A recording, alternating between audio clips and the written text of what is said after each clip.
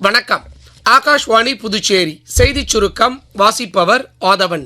மத்திய உள்துறை அமைச்சர் திரு அமித்ஷா இன்று ஹரியானாவின் ஃபரிதாபாத்தில் வடக்கு மண்டல கவுன்சிலில் 32வது கூட்டத்திற்கு தலைமை தாங்குகிறார்.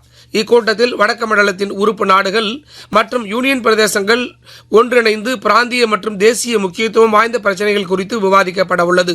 ஹரியானா, இமாச்சல பிரதேசம், பஞ்சாப், ராஜஸ்தான், டெல்லி, ஜம்மு காஷ்மீர், லடாக் ஆகிய மாநில மற்றும் யூனியன் பிரதேசங்களின் மூத்த அதிகாரிகள் இதில் பங்கேற்கின்றனர். மத்திய வெளியுறவுத்துறை அமைச்சர் டாக்டர் ஜெய்சங்கர் மற்றும் கத்தார் பிரதமரும் வெளியுறவு அமைச்சருமான திரு முகமது பின் அப்துல் ரஹ்மான் அல்தானி ஆகியோர் மத்திய கிழக்கு மற்றும் மேற்கு ஆசியாவின் முன்னேற்றங்கள் மற்றும் உலகளாவிய பிரச்சனைகள் குறித்து விவாதித்தனர். தோஹாவில் கத்தார் பிரதமருடனான சந்திப்பு குறித்து டாக்டர் ஜெய்சங்கர் மகிழ்ச்சி தெரிவித்துள்ளார்.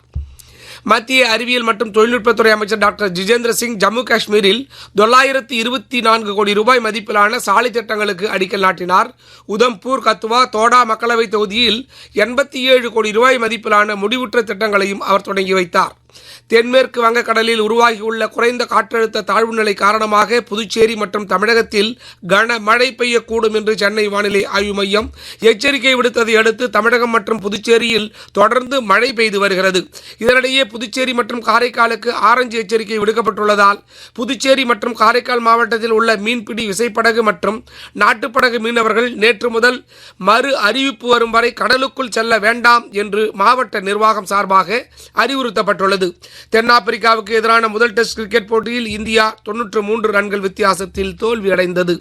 இத்துடன் இந்த செய்திச் சுருக்கம் நிறைவு பெறுகிறது.